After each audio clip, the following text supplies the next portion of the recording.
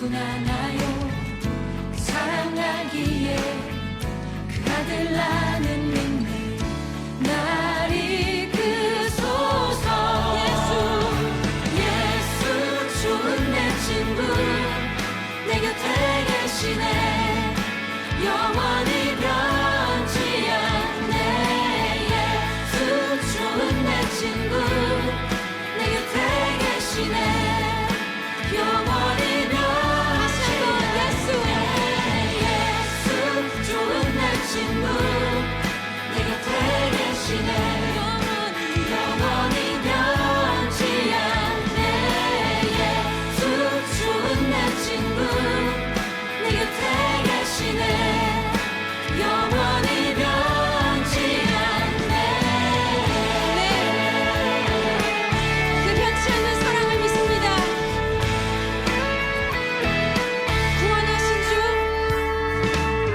구원하신 주 나는 믿네. 부활하신 주 나는 믿네. 다시 오실 왕 나는 믿네. 그분과 영원히 살리는 그 사랑 알기에 그 아들 나는 다시 날 이끄소서. 예수 좋은 내 친구 내 곁에 계시네. 영원히 변치 않네. 예수 좋은 내 친구 내 곁에 계시네. 영원히 변치 않네. 예수 좋은 내 친구 내 곁에 계시네. 영원히 변치 않네. 예수 좋은 내 친구 내 곁에 계시네. 영원히 변치 않네.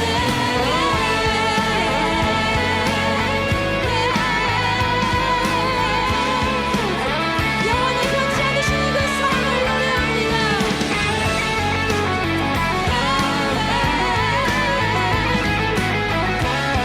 우리 함께 선포하며 노래합니다. 영원히 변치 않네. 영원히 변치 않네. 영원히 변치 않네. 영원히 변치 않네. 영원히 다시 한번 영원히 변치 않네. 영원히 변치 않습니다. 영원히 모든 것이 흔들리고 변하여도 영원히 변치 않네. 영원히 변치 않네. 예수 좋은 내 친구 내 곁에 계시네. 영원히 변치 않네. 예수 좋은 내 친구 내 곁에 계시네. 영원히 변치 않네. 예수 좋은 내 친구 내 곁에 계시네. 영원히 변치 않네. 예수 좋은 내 친구 내 곁에 계시네. 영원히 변치 않네.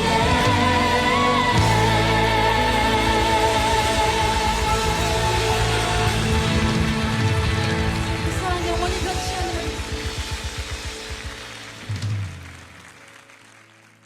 이 시간 하나님께서 우리에게 주시는 말씀은 누가복음 19장 1절에서 10절의 말씀입니다. 하나님의 말씀을 봉독합니다. 예수께서 여리고로 들어가 지나가시더라.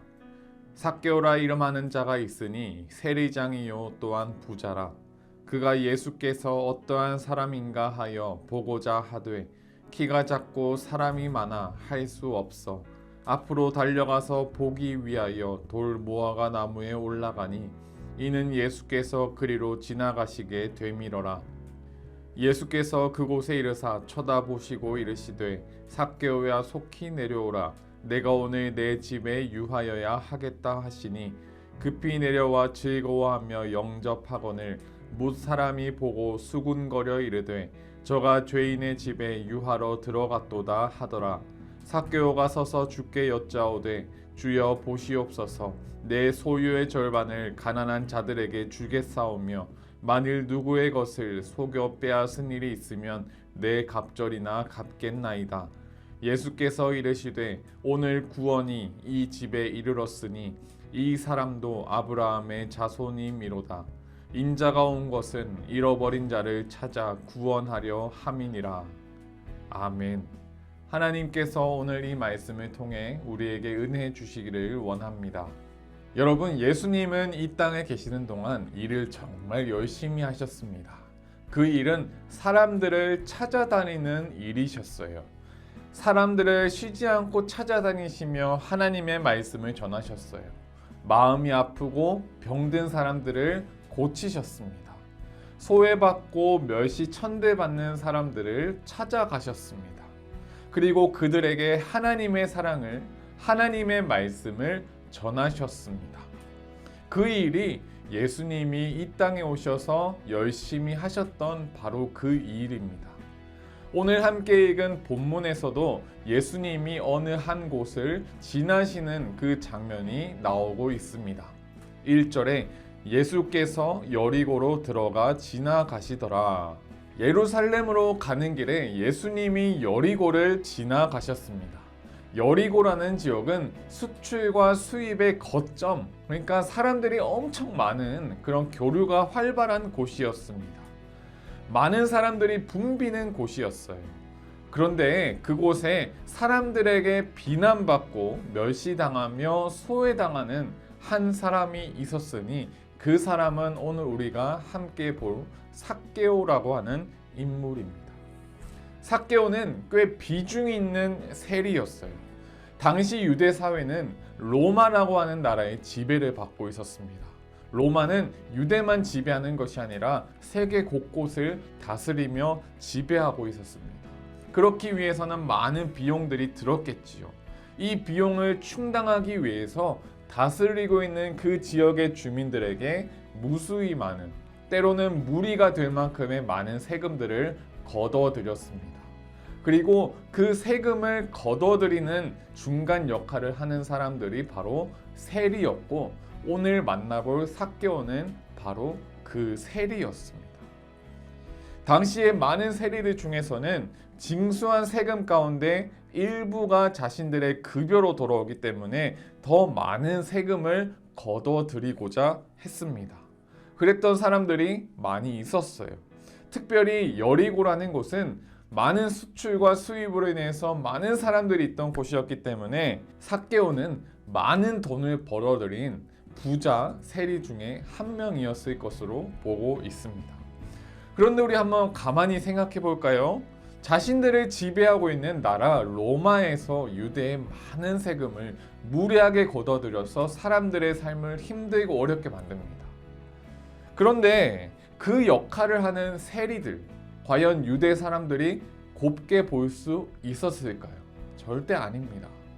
개 중에는 로마에서 이만큼 거두라고 했는데 더 많이 거두는 세리들도 있었다는 소문이 심심치 않게 들립니다. 여러분, 과연 삭개오라는 이 인물이 곱게 보였을까요? 절대 그럴 수가 없는 것이죠. 삭개오는 자신이 선택한 이 일, 자신이 선택한 이 삶의 모습으로 인해서 무거운 짐, 멸시와 천대 손가락질이라고 하는 이 짐을 피할 수 없이 자신이 지고 살았을 것입니다. 많은 사람들이 삭개오를 손가락질하고 욕하면서 무시했을 거예요. 자기가 선택한 이 삶으로 인한 자신의 무게였던 것입니다. 여러분, 삭개오가 굉장히 한심해 보이시나요? 삭개오가 벌을 받는 것이 당연하다고 그냥 그렇게만 생각이 드시나요? 만약에 우리가 삭개오와 같은 존재라고 한다면 여러분 어떻겠습니까? 우리 중에 죄를 짓지 않은 사람은 아무도 없습니다. 성경에도 분명히 말하기를 모든 사람이 죄를 범하였음에 아버지의 영광에 하나님께 이르지 못한다라고 나와 있습니다.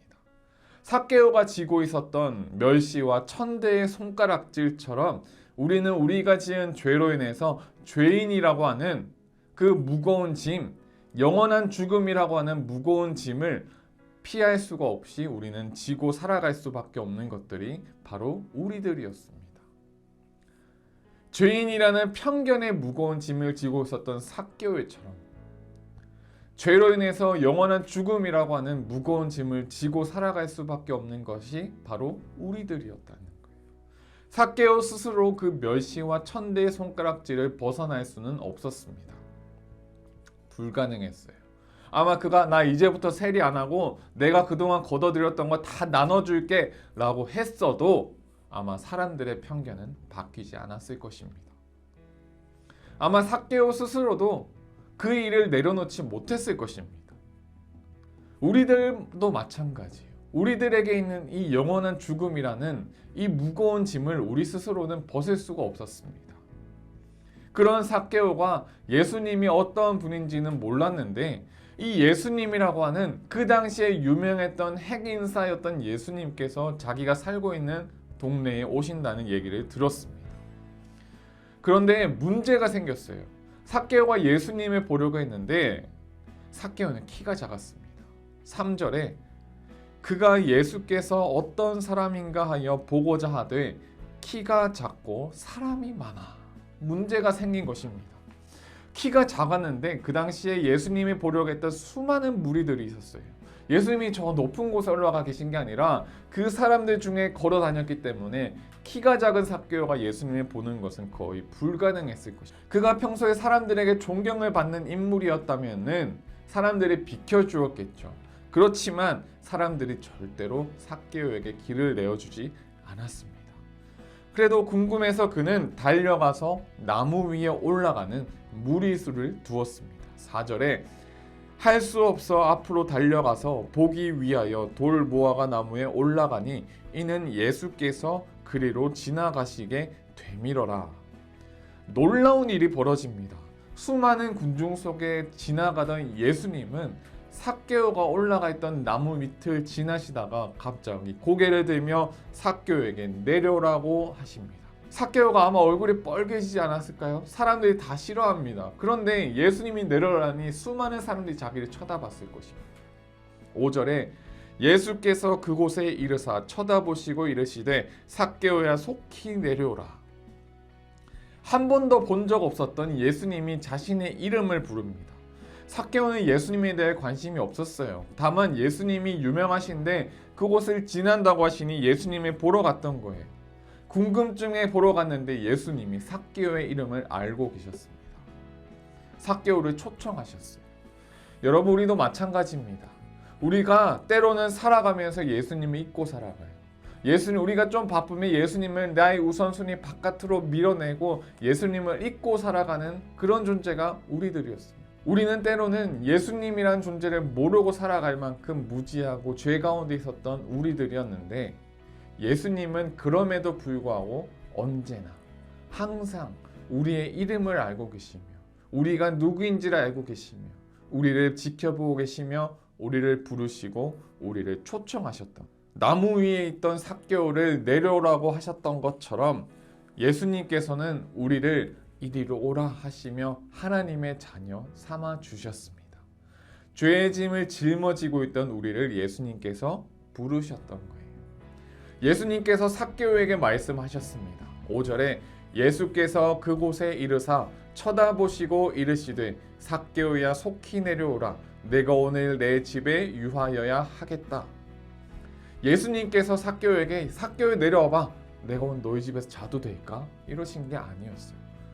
반드시 내가 오늘 너희 집에 있어야겠다라고 하셨던 거예요. 왜 그러셨을까요?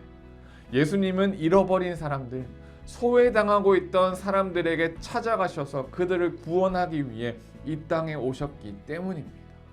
삭개오를 부르는 것이 예수님의 사명이었던 거예요.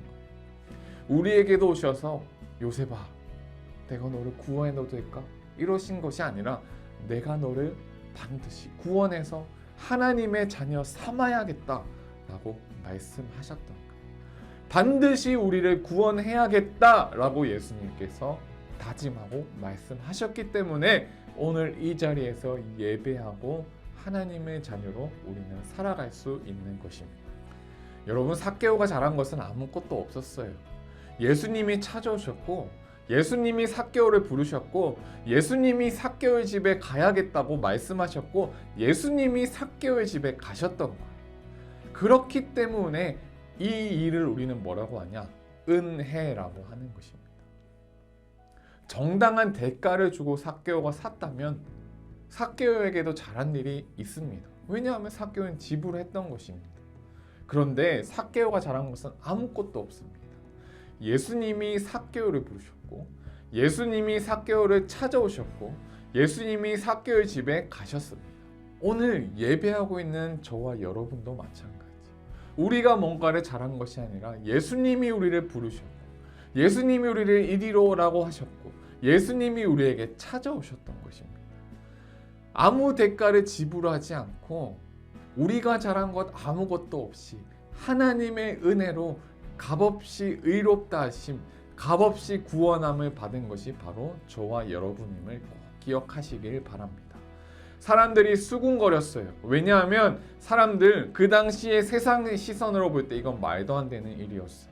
사람들은 그들이 하던 것처럼 예수님도 삭개오를 멸시 천대해 주기를 기대했을지도 모르겠습니다. 하지만 예수님의 기준은 세상의 기준과 달랐어요. 우리를 향해서도 이와 같이 사랑하십니다.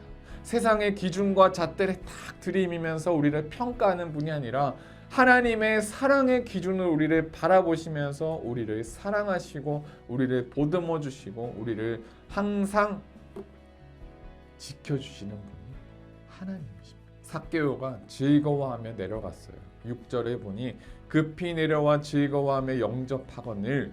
그리고 삭개오는 예수님께 말씀드렸습니다. 8절에 삭개오가 서서 주께 여짜오되 보시옵소서 내 소유의 절반을 가난한 자들에게 주겠사오며 누구의 것을 빼앗은 일이 있으면 내 갑절이나 갚겠나이다. 예수님께 구원받은 우리들은 죄에서 돌이켜야 됩니다. 돌아서야 돼. 유턴해야 돼서 그래서 하나님의 자녀로 하나님의 자녀답게 살아가야 합니다. 기쁨으로 나누고 기쁨으로 하나님의 말씀에 순종하며 살아가야 합니다. 왜요? 우리는 하나님의 은혜로 값없이 하나님의 자녀가 되었기 때문입니다. 10절에 예수님이 이 땅에 오신 것은 잃어버린 자를 찾아 구원하려 함입니다. 그래서 우리를 찾으셨고 그 덕분에 우리는 하나님께 구원받아 하나님의 자녀가 또 우리를 통해서 하나님은 지금도 다른 잃어버린 자를 찾아 구원하기를 원하십니다. 오늘 이 말씀을 기억하면서 우리가 하나님 말씀대로 살아갔으면 좋겠어요. 그 일을 통해서 하나님은 우리의 모습을 통해서 또 다른 잃어버린 자를 찾아 구원하기를 원하십니다.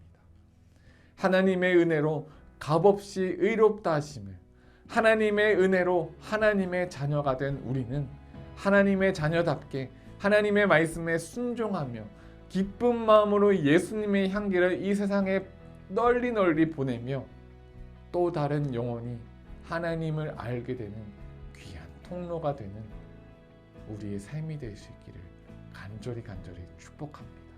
오늘 이 말씀 꼭 기억하시길 바랍니다.